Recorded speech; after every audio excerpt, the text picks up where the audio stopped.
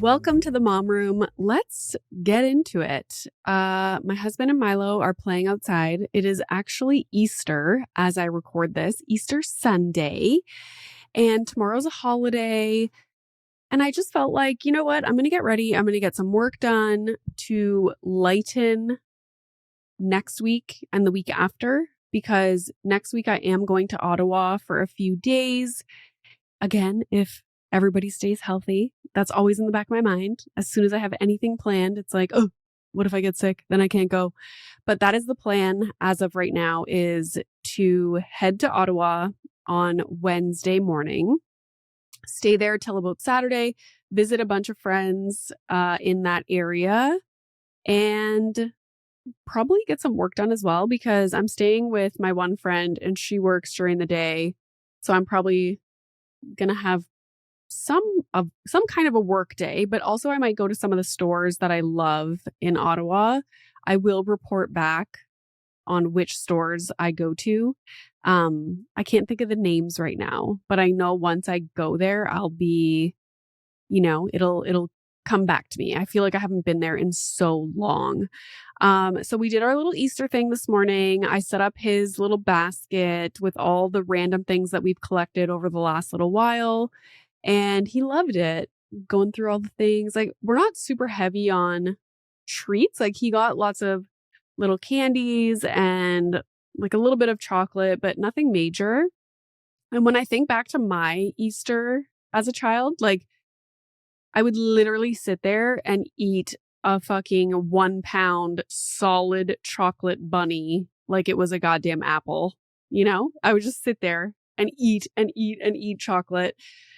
But yeah, I feel like nowadays parents are maybe a little bit different. Like, we're still letting him eat whatever he wants. He barely ate breakfast. He was eating like gummies and, just having a time. But still, there's no solid chocolate bunnies here. But that wasn't actually intentional. It kind of was, because the last few years we've bought the hollowed, fun shaped chocolate things, like a Spider-Man or whatever it was. And it just sits in the cupboard, and then I end up throwing it out like 6 months later. So we just got little things. His favorite candy is Sour Patch Kids. So we got some of those. We found this little bunny in LA that you wind it up and it walks along the ground and it poops out jelly beans. And like, he's obsessed with farts and poop. So I was like, he is going to love this. And he does. So yeah, it was a good little Easter. I bought those 12 eggs on Amazon that have the little Lego dinosaurs inside. It's not actually Lego, but you know what I mean? Little things that you build. And I hid those around the house. So he found those. It's kind of dangerous to hide little chocolate eggs when you have a dog, because I feel like Bubbles will eventually find one, and then it's going to be like a trip to the animal hospital. But I remember when I was a kid, my parents would hide chocolate eggs all over the house. And sometimes we wouldn't find them for months. And then all of a sudden you go to like turn off the lamp and you're like, why is there a melted chocolate egg in the top of this lamp? Because we forgot about it. So anywho, we only hid so far the little dinosaur toy eggs, and maybe later on I'll hide the chocolate eggs if he wants to search for eggs. But our plan is to remember exactly where they are, but also count how many that we put out so that we don't lose track of eggs. So yes, welcome to another long solo. This is going to be something that I do every so often. It's really like, I've been doing this for almost 4 years, which is wild. A guest interview and then a solo every single week for 4 years. And eventually I was just like, why don't I do some longer episodes that are just solos? It's difficult to constantly be like scheduling with people and worrying that, oh my God, like I have a Tuesday episode coming up and I haven't recorded with somebody. And it's like, okay, so just do it yourself, like you're the boss of this operation. So that's what I'm going to do. I'm going to think about things that I want to talk about and make some notes and then just do a longer solo episode. So in one of the previous shorter solos, so a Thursday solo, I was talking about the Ren Eleanor account, which is on TikTok, which everybody has been talking about. I feel like people have been talking about it for a long ass time, but all of a sudden it's more of like a mainstream topic, and lots of creators, like the thing that I was reading was saying that it has made a lot of creators rethink their social media approach. You know, there's lots of accounts out there that are more like family focused, and the kids are a lot of the content. And I, over the last little while, have definitely changed my views about putting kids on social media. But I will say, when they're younger, it's completely different than when they start to get older. So I feel like there was a shift for me when Milo was like 4-ish, started junior kindergarten. They're more of, first of all, like they're aware of what's going on. So, they're doing something and you're like, they're filming them instead of being in the moment with them. It just felt weird. Like, I can't describe it. I don't know what it is. It's just when they're younger. And maybe it's because when he was younger, I was less informed and less, like had less of a digital like presence, or I don't know. All I can say is that it started to feel different once he got a little bit older. Because obviously I started off my account when I was in quarantine with Milo, and he wasn't in all my videos. It wasn't like some of the accounts that you see today where the kids are in every single video. A lot of them was me by myself dancing to the Wiggles and whatnot. But he was definitely in a lot of the content. Once they get older, it's like, that's what they're going to look like pretty much for the rest of their lives. They're more recognizable. I don't know. It just started to feel different. I should actually do like a big reflection on what made me change my thoughts about it. And it's not to say that he is never in my content. It's just not intentional. Like if he pops up here and there, okay, but it's not intentional in the fact that like, oh, we're going to the park, I'm going to do a park reel of us at the park, It's like if he happens to be in it, then he just happens to be in it, as opposed to I have to film him doing something, if that makes sense. However, even just him being in the content casually, I still question myself, and I still don't know what is right, what is wrong. Back to Ren Eleanor. I swear to God, I just like get off topic. I haven't tried my ADHD meds, if that's what you're wondering. There just hasn't been a day where I'm like, oh, I want to wake up early, take it and try it, because you want to take it early so that it doesn't affect your sleep that day. And it's like a holiday weekend. I'm not trying to write a book or do anything major, so I just haven't tried it yet. But anyways, Ren Eleanor, 17 million followers on TikTok. And the mom is in some of the content, but the majority, like it's literally just her filming her daughter, who's like 3 or 4, doing stuff. Like her outfit, her like eating something, her at dance class. Like it's literally just the daughter. And there was I think this was a parents article that I found, but there's a former CIA officer, Tracy Chandler Walder, if you want to look it up. And she did a whole video talking about this Ren Eleanor account and how it's child exploitation, it's dangerous, all the things. Because what people have done is look at the followers on the account, and like there's a ton of men. There's a ton of like, it'll be a random video of her like dancing in her dance outfit, and it's like saved a million times. Like, I'm sorry, why are you saving this content? Like, creepy, I looked up the definition of exploited, and it means when someone benefits unfairly from the work of somebody else, or when you use and derive benefit from a source in a selfish way. Okay. So I agree with what people are saying. Like, obviously, it's disgusting. I could never do that to my own child. And I don't know if it's something where, like, it started off just like innocent, like, oh, like, it's cute. You know, I always say we share things on social media that we're proud of.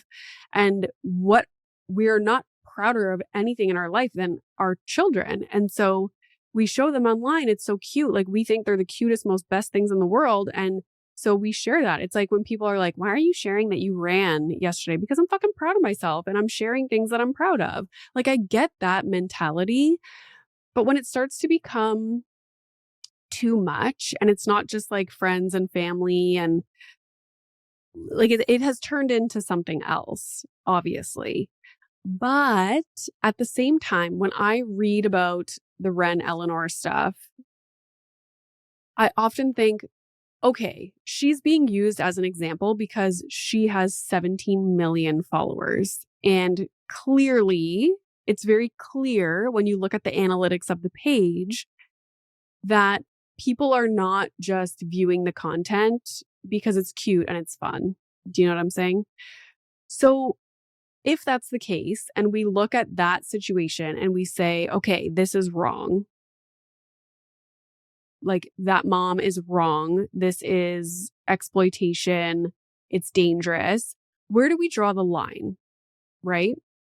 So now if you have an account that has 1 million followers and they share their kids all the time, and maybe it's not so clear analytically to see what is going on, that there are potentially like predators. It's, you know, like you get that icky feeling, like, why are people saving this content? It's not as clear, but obviously it is still going on. So when you have the 17 million followers, it's like, okay, let's say a quarter of those are people with bad intentions. Now you have an account that's smaller with 1 million followers. And let's say, okay, a quarter of those are people with bad intentions seeing content of your kids day in and day out and their lives unfold before their eyes. Where do you draw the line? Like, is that account with the 1 million followers not just as exploitive or dangerous, or like they're wrong as much as the 17 million account?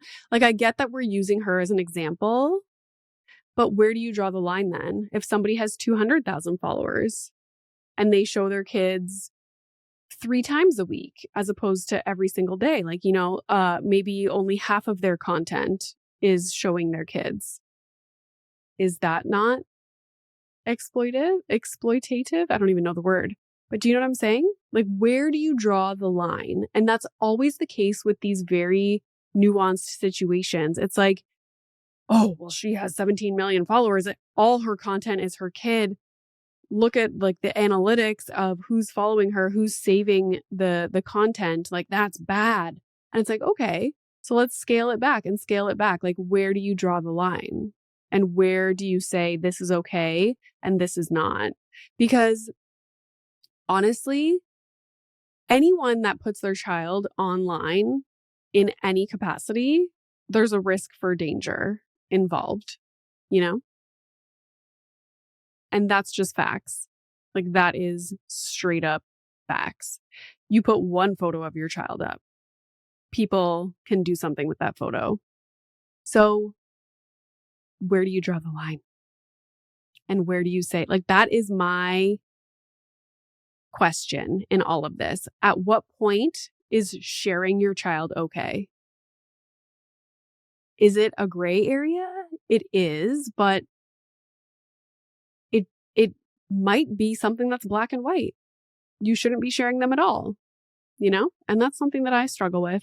So how many followers does somebody have to have? How many photos or videos of their child do they have to have up before we say, no, that's not right. That's exploitive. Exploitive? What's the word? Do you know what I'm saying? When is it wrong? When is it okay? It's hard. It's like, it makes no sense. It does make sense, but you know what I'm saying? Like, it is very hard. And I feel like our generation, especially during COVID, like so many families started sharing content and making content, and then their accounts grew, and it's like, oh, do I just like stop showing my kids? It's interesting. And you know who I want to get on the podcast is Maya Knight. So she was pregnant with twins from a one night stand, and she started a TikTok account. I believe it was during the pandemic time, and her account skyrocketed.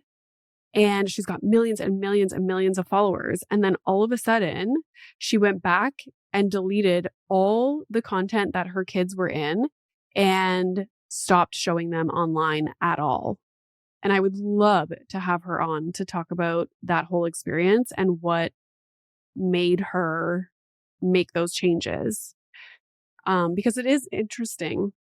And I'm sure as a creator, especially like a family content creator, you worry about like, oh my God, this is how I put food on the table. Like, I created this account and I have a following, and now this is how we support our family.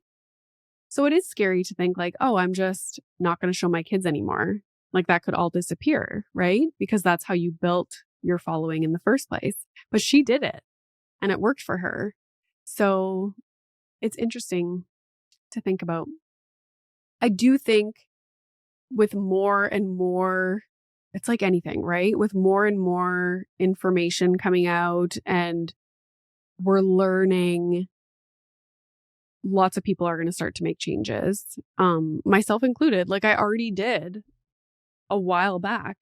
And if you're interested in this kind of topic, Mom.Uncharted, her entire account is focused on and dedicated to talking about sharing children online.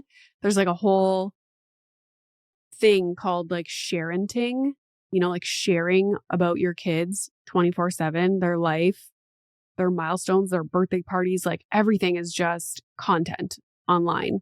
And her whole account is about that. And like the dangers and just things in the news that are happening with regard to like laws and child exploitation. You know what else is interesting when it comes to this topic is YouTube.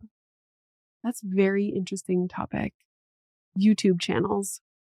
Because if your child is a child actor, there are laws in place to protect them somewhat.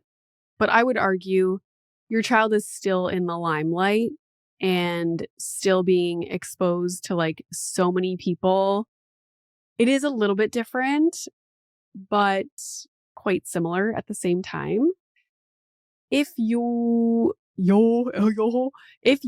a YouTube channel with your family, like there's some really creative, really high quality YouTube channels that are family based. But it always irks me. I love the Colin Amazing channel. It's like their older brother. He's like 15, 16. I don't know how old he is now. He's probably like 25. Who knows? But they just film trick shots. Like they're doing trick shots all over the house. It's like my favorite channel to watch. Like I enjoy it as an almost 40-year-old adult. And it doesn't give that vibe of like somebody was like, okay, that's it. We're working today. Like, get your costume on. Like, here's your lines. Let's go act. It's a totally different vibe. But even that's an interesting scenario, It's just something to think about. And at what point are laws going to catch up to social media? And for example, if you have your child in a partnership video, like we just did one for Xbox, do I put money in Milo's account for that partnership? These are all things that I think about. Because I don't put him in many partnership videos, but when it's something that he loves and we do as a family, I'm like, okay, like I don't have a problem putting him in it. But I do think about it and I'm like, maybe I shouldn't do that. So yeah, it's a very interesting time that we're living in because all of this just blew up, All the brands are putting all their money into marketing on social media as opposed to making commercials for TV, because who watches TV anymore? We're all watching streaming services and our phones. So, anyways, the next half of this episode is brought to you by toxic mom culture. It's funny how it was exactly almost 20 minutes that conversation took, because the next topic I wanted to talk about was toxic mom culture, and I'll tell you why. So, I was on a podcast not too long ago, and the topic they wanted to talk about was toxic mom culture. And I was like, oh, that's really interesting, because I haven't really talked about it in a while. And I used to have a series of videos that was like, welcome to, something about toxic mom culture. And it was a scenario and how it would play out in a toxic mom culture kind of way. It was fun. Maybe I'll get back on that trend, but we'll see. So when I was thinking about toxic mom culture and what it actually is, this is the definition that I came up with. I hope I came up with this. Anything that exacerbates feelings of guilt, overwhelm, having to be perfect or better. It is huge. Like, toxic mom culture is a huge topic, and so many things contribute to it. And right now, we are living in the midst of a perfect storm. And I really feel for moms. So the perfect storm is, we are driven to, and like, we grow up in a society that's like, you have to go 100% career, 100% education, go, go, go. And then we decide to have a family. Like, for me, it was like, go, go, go, career, education. I didn't even really think I wanted kids, because I didn't even want to get married initially, because I was so into the idea of like career and just focusing on that. But then you get married, you start a family. And then it's like you're pulled in this other direction of having to go 100% family mom mode. So we're supposed to be giving 100% to two totally separate things. And at the same time, the supports, our workplace, society, nothing helps us do this. Like, nothing helps us go 100% or supports us in either of those areas. So then we feel terrible about both. We're like, wow, you're trying to give 100% to both, but you can't. You have zero supports. Everything is going against you. You have extremely unrealistic expectations for both. And so you just feel shitty. And majority of moms are incredibly insecure, question everything, riddled with guilt. And so all of this breeds a toxic mom culture, because it's almost like a vicious cycle. We're all insecure, but we're trying to prove to others or get confidence boosts every so often.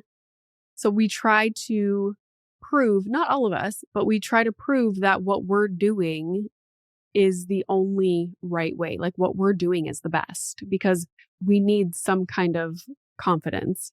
So a lot of these parenting topics, this is why they're so black and white.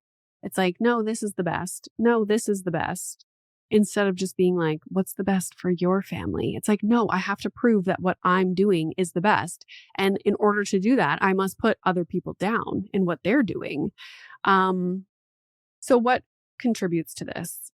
Societal expectations, which are completely unrealistic. And a lot of us grew up with a family situation where our moms were able to give 100% to motherhood. And so that's what was modeled to us.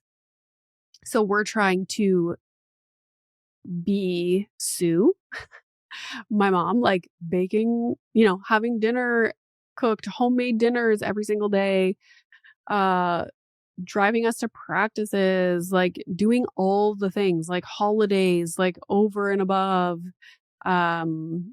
You forgot your shoes? Like, oh, she's going to drive them to basketball practice for you. Because she was, for the most part, home during our childhoods. So giving 100% to us. My dad also worked out of the country a lot of the time. So she didn't even have that distraction. She was just like, go kids, like 3 kids, let's do it 100%. So I grew up with that. And then also you see TV, movies, what moms are portrayed as. Then you see social media. That is also huge because most people just share their 100% moments when it comes to motherhood. Again, it's like, what are we proud of? We're going to put that out online. But as consumers of social media, we're assuming that this is just like their everyday life, you know? And again, I've said this before, but each person has their own thing that they prioritize, that they are good at. So somebody might be all about home cooked meals and making really cute, elaborate lunches for their kids. Somebody else is all about like home organization and keeping the house clean and little organization hacks and things like that. And then somebody else is all about sensory bins and activities for their toddlers and keeping busy and doing outdoorsy things. And then somebody else is about something else. And then we're following, the mom that has 3 little kids that is all about style and fashion and shares her outfits every day. And so we're consuming all of this thinking like, oh my God, I have to be each of these people. Like I should be doing what each of these creators are doing. But they're only doing that one thing and that's their job. And they are planning out their content, filming it and putting it up for us. But we're like, oh, I got to be all of these things and 100% of each, which is completely unrealistic. Another thing about social media that's interesting is I don't pick up like a Glamour magazine or a Vogue magazine and flip through, or like an Architectural Digest thing and flip through a photo shoot of like a celebrity and think, oh wow, like that's their everyday life, No, I'm like, oh, a camera crew went to their house. This is all staged and their house never actually looks like this, or these clothes aren't even theirs. You have this like media literacy when you're looking at magazines or something that is on TV that's like a stylized segment of some sort. But when you're consuming social media, we're just like, oh, look at these people's lives just every day, and it's totally unrealistic, but we consume it as if this is real and this is their life and they're not leaving anything out. It's only the happy moments and the beautiful outfits and the beautiful cookies and whatnot. Unrealistic depictions of motherhood on TV and in movies. That is obvious. I actually made a list of movies where motherhood is depicted in a very honest and raw way. And I will share those. Maybe I will clip this and finally make the TikTok of those movies. But it's very interesting. You see like a typical movie versus one of these ones. And you just see the difference, like the raw, honest portrayal of motherhood versus what you typically see on TV and in movies. But that's what we grew up with, right? Is seeing a certain kind of family, a certain kind of mom on TV and in movies. Overload of information. Oh my God. Like the clickbait. I can't stand. Everybody is sharing research about something, even though they're not sharing all the details with you. If you actually pulled up the article, here's the thing that pisses me off is that most research, academic research, is behind a paywall. So it's not free to the public to just, oh, like this person mentioned this study, which sounds terrifying. Let me go look at the fine print of what they actually say. And we can't because it's behind a paywall, which is ridiculous. So the media outlets or the, creator who is a doctor but is just trying to get clicks is pulling these like one sentence pieces from a research article and sharing that to scare people or to make us buy something else or whatever it might be. So these things, like the overload of information when it comes to like parenting practices, and we're constantly questioning ourselves, constantly. The example I always give is when Milo was really little, it was like, oh, there's arsenic in rice products for kids. And I was like, holy shit. So I go and I'm like looking, and we have a bunch of rice-based products. And then I pulled up the article because I was in my PhD still at this time and I could pull it up. And it was like you would have to eat a boatload of rice for the amount of arsenic to even have any kind of effect on you at all. And I was like, okay, so all of these like news stations, all the morning shows, like it was everywhere and it was terrifying. And that was what the research actually said, you know? But no, they're just like, rice products for kids have arsenic in it. Get all the clicks, all the watches, you know? Okay. Hashtag blessed moms. This is, and it's fine to be a hashtag blessed mom, but it's the other people that need to understand that not everybody is comfortable sharing difficult moments or sharing their honest day-to-day lives. Like a lot of people are not comfortable doing that, and that's fine. Even within like close circles, friends, family, whatever it might be, some people are just not comfortable talking about these things because they probably fear judgment of, oh my God, if I complain about one thing when it comes to being a mom, people are going to think I'm a terrible mom or that I don't love my kids or whatever it might be. So just be mindful of that not everybody is like me or like other creators you see who share really difficult moments because people fear judgment. Being a mom is like the most important thing to most people. Like it's very important. We take this job very seriously. So talking about mistakes that you made or things that you're finding really difficult, like admitting that you're not perfect in this job and that it's very hard because it's something that you should just enjoy every single moment of. You know what I'm saying? So a lot of people don't want to share difficult moments, and that's fine. Like I could never, because I find it very therapeutic, and I find it just as much as me sharing things and people being like, oh my God, I'm so happy you shared that. Like at the same time, I share things and getting feedback from you guys is also like comforting to me because I know that I'm also not alone in these experiences. So yeah. And then obviously like the lack of support in the healthcare system in postpartum.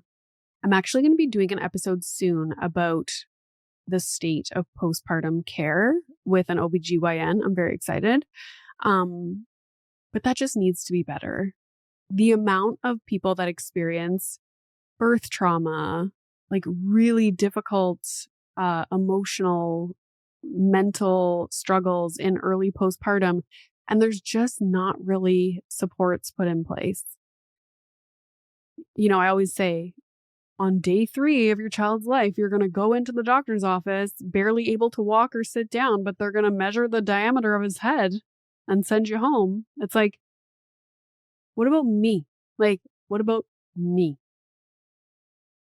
So anywho, it's really interesting when I talk to my mom about these things because she had 3 little kids. And like I said, my dad worked out of the country a lot of our childhood. Like obviously he came back for long periods of time, but still she doesn't remember experiencing these things. And I swear it's because there was no social media. There was no overload of information because you did not have access to the internet. You had like your one book that was what to expect when you're expecting or whatever it might be. So there wasn't any of these external things. she had my aunt that was her best friend that also had little kids, and that was their little community. You did what felt right, and she never really she doesn't remember experiencing mom guilt. I'm like, "What?" Like, that's wild. It's wild. But again, not being bombarded with other people's lives, you were oblivious to what anybody else was doing on Easter or on Christmas. Oblivious. Can you imagine? You never saw what somebody else's birthday party looked like unless you went to that birthday. You never saw people's Christmas mornings or Easter baskets or anything. It's wild. I can't even imagine. Oh, one of the things that I wanted to talk about social media and just seeing other people's experiences and comparing them to our own. One of the major things, like we talk a lot about how people look, what time they wake up, their morning routines, how their kids dress, what they're eating, what their house looks like, birthday parties, holidays, vacations, like that's one thing. But I think a major thing that we're not talking about when it comes to comparing ourselves to others on social media is how they feel or how they are portraying themselves to be experiencing motherhood. Do you know what I'm saying?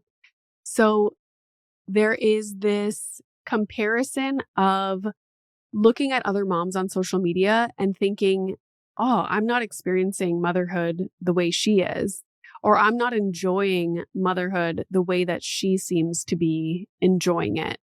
So it's like on social media, we're only seeing moms living their best life, like #blessed, doing all the fun things, enjoying every moment, snuggling with their babies, breastfeeding. Oh, you know what I'm saying?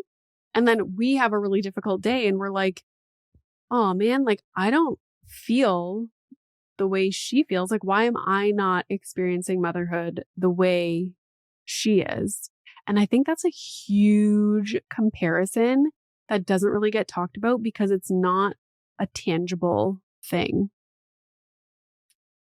Also, romantic marriages, seeing other couples that have little kids that are like kissing and walking on the beach with like love quotes over top, that too, you can look at that and be like, that's not our experience and feel shitty about it. But you're not seeing the rest. And you're not seeing that they were like, babe, get off your ass, come film, hold my hand walking on the beach. We're going to film it. I need to put out some content. You know what I'm saying? So that's something to think about. Okay, I have more to say, but I think I'll leave it at that. I'm going to go enjoy my little Easter holiday with my child. And I know it's not Easter and it hasn't been Easter for a while when this comes out, but just bear with me, okay? That is my reality right now, is that it's Easter. I bought the biggest box of sidewalk chalk that I've ever seen in my life. It's like 50 pounds. There's all different kinds of colors. And I would love to do one of those beautiful murals that they do on TikTok, but I know it's very unrealistic and I'm not going to be able to because I'm not talented in that area. But again, I should not be judging myself so harshly against somebody whose profession is literally being an artist and doing sidewalk chalk art. So anyways, that is the show for today. If you guys want to check out the Disneyland vlog, the LA vlog, the Vancouver vlog, visit patreon.com/the Mom Room Podcast. There's private chats in there. There's a community chat. There are random solo episodes that pop up all the time. There's random video content. And of course, the vlogs. And the next vlogs coming up will be Liza and I going to the Noah Khan concert, which I cannot wait for. And also something exciting coming up with my mare. So stay tuned for that. I'm going to vlog it all, edit it up, and put it up on the Patreon. So love you guys so much. And I will see you on Thursday with another solo. Bye. And I'm on a roll.